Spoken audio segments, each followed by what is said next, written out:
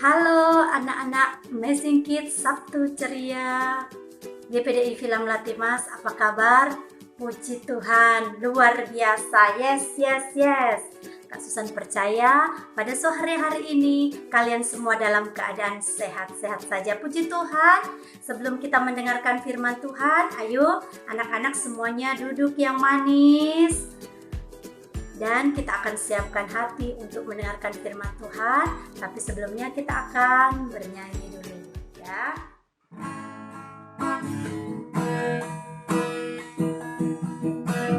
Ku ingin dengar cerita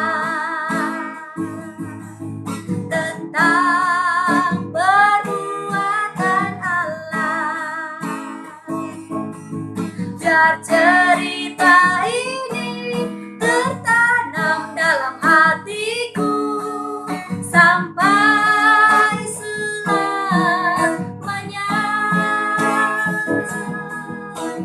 Ku ingin dengar cerita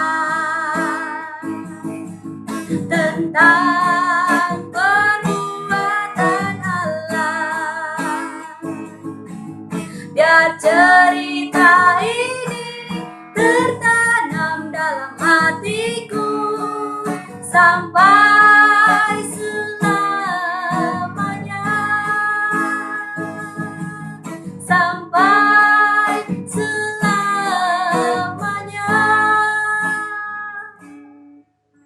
Mari anak-anak kita berdoa. Terima kasih Tuhan Yesus, pada sore hari ini kembali kami datang kepada Tuhan, bersyukur untuk segala kebaikan kemurahan Tuhan dalam kehidupan kami. Kembali kami berjumpa di dalam acara Sabtu Ceria Amazing Kids GBDI Melati Mas. Kami percaya Tuhan ada bersama-sama dengan kami. Anak-anak yang ada boleh mempersiapkan hati mereka untuk mendengarkan firman Tuhan. Terima kasih Tuhan Yesus, kami sudah berdoa mengucap syukur dalam nama Tuhan Yesus Kristus. Haleluya, amin. Halo anak-anak, semuanya sehat-sehat? Puji Tuhan, haleluya. Hari ini Kak Susan mau bercerita tentang penetapan perjamuan malam. Dan juga Petrus akan menyangkal Yesus. Nah, anak-anak kelas besar boleh membaca Alkitabnya sendiri ya. Untuk anak yang kelas kecil boleh minta tolong kepada papa mama atau cici atau kokoknya ya. Oke? Nah, firman Tuhan hari ini diambil dari Matius pasal yang ke-26 ayat yang ke-26 sampai yang ke-35. Matius 26 ayat 26 sampai 35. Puji Tuhan. Nah, pada kejadian di dalam kitab Matius ini atau Injil Matius, Tuhan Yesus sedang mengajak murid-muridnya untuk makan perjamuan malam. Perjamuan malam memperingati apa ya? Rupa-rupanya Tuhan Yesus dan murid-muridnya makan perjamuan malam memperingati Paskah. Loh, kok Tuhan Yesus memperingati Paskah? Bukannya Paskah itu hari kematian dan kebangkitan Tuhan Yesus? Anak-anak Amazing Kids perlu tahu bahwa Tuhan Yesus merayakan Paskah bersama dengan murid-muridnya, memperingati Paskah yang ada seperti di Perjanjian Lama. Nah, di Perjanjian Lama, Paskah itu berasal dari bahasa Ibrani, yaitu Pesak, artinya melewati. Di Perjanjian Lama, Paskah itu berarti keluarnya bangsa Israel dari Mesir, dari perbudakan Mesir. Adik-adik pasti ingat ya bahwa bangsa Israel waktu itu diperbudak oleh Firaun. Kemudian Tuhan Yesus memberikan 10 tulah agar bangsa Israel bisa keluar dari tanah Mesir. Nah, pada tulah yang ke-10 anak sulung meninggal, tetapi anak sulung orang Israel tidak meninggal. Karena apa? Karena di depan pintu atau di tiang pintu bangsa Israel itu diberikan darah anak domba. sehingga maut itu melewati bangsa Israel. Oleh sebab itu, Paskah berasal dari kata Pesak, yaitu melewati. Nah, anak-anak, Tuhan Yesus juga mengajak para murid-muridnya makan perjamuan malam dalam rangka merayakan Paskah tersebut. Nah, ketika mereka sedang makan, Yesus mengambil roti, kemudian mengucapkan berkat, dan kemudian memecah-mecahkan roti itu lalu membagikannya kepada murid-muridnya. Dan Tuhan Yesus berkata, "Ambillah, makanlah, inilah tubuhku." Kemudian sesudah itu ia mengambil cawan, mengucap syukur, lalu memberikannya kepada mereka dan berkata, "Minumlah. Ini adalah darah perjanjian yang ditumpahkan bagi banyak orang untuk penebusan dosa.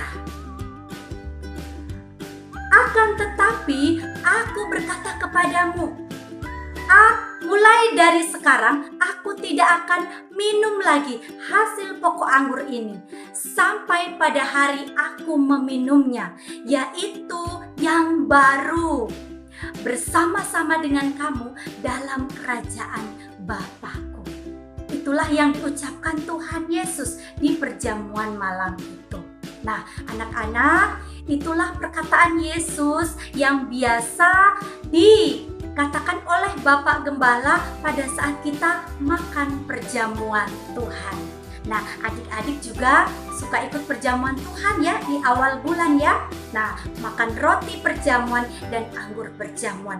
Nah, anak-anak, kalian perlu tahu bahwa Tuhan Yesus menyerahkan tubuhnya supaya kita ditebus oleh tubuh dan darah Yesus. Agar apa? Kita ditebus dari segala dosa kita.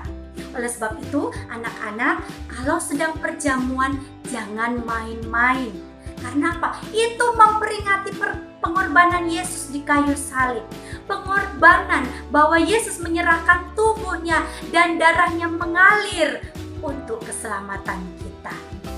Nah, setelah itu mereka, yaitu Tuhan Yesus dan murid-muridnya, menyanyikan puji-pujian. Kemudian Yesus dan murid-muridnya pergi ke Bukit Zaitun.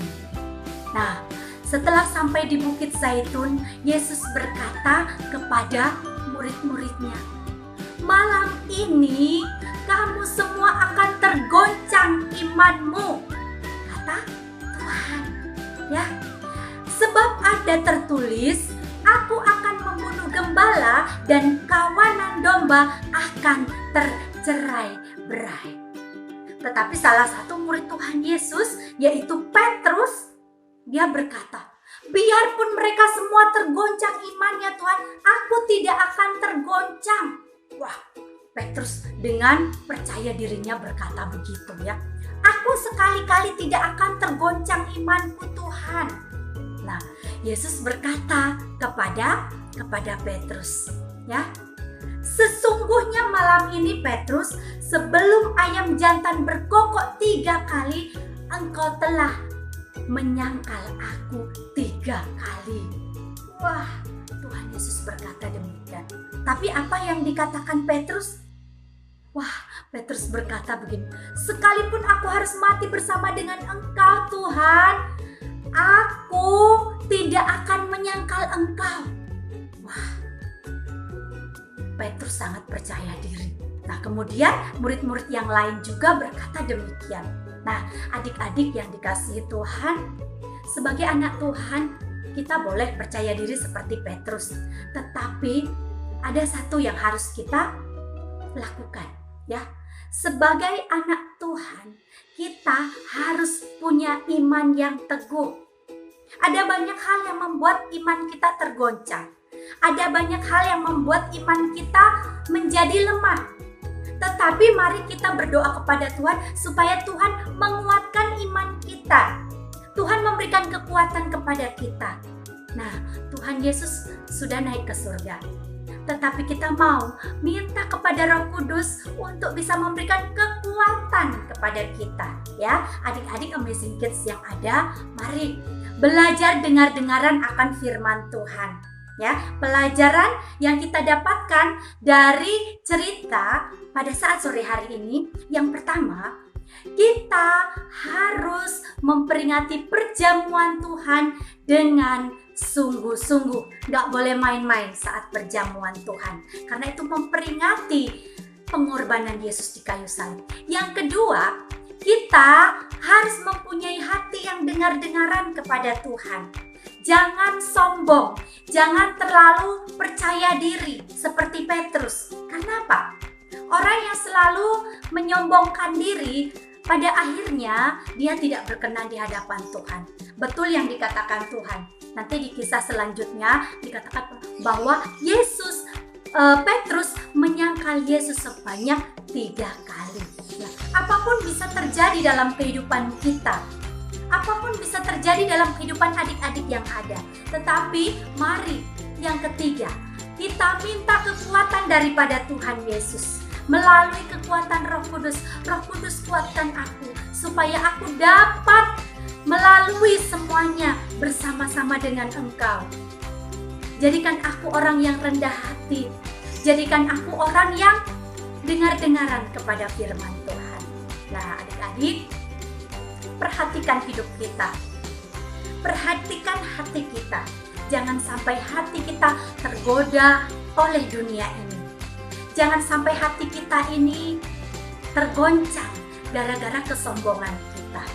Tetapi dengan firman Tuhan, kita menjadi anak yang taat dan dengar-dengaran dengan kebenaran firman Tuhan. Puji Tuhan, anak-anak yang dikasihi Tuhan. Nah, hari ini kita akan ayat hafalan ya. Ayat hafalan kita ada di mana ya? Ayat hafalan kita ada di dalam Efesus pasal yang kelima, ayat yang ke-15.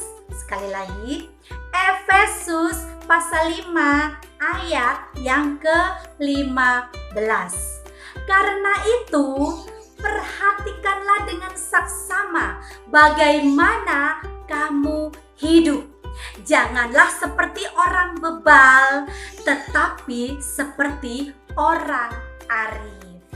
Nah, adik-adik, dihafal ayat hafalannya, kemudian di video, kemudian dikirim ke Tante Lina atau ke Tante Nova. Puji Tuhan, demikianlah firman Tuhan Sabtu ceria hari ini. Mari kita tutup di dalam doa. Terima kasih Tuhan, kami bersyukur kepadamu kalau pada sore hari ini kami boleh belajar untuk menjadi anak-anak yang taat dan dengar-dengaran akan firman-Mu. Biarlah kami menjadi orang-orang yang senantiasa sungguh-sungguh di dalam memperingati perjamuan Tuhan, di mana Engkau sudah mengorbankan tubuh-Mu, darah-Mu untuk menebus dosa kami semua.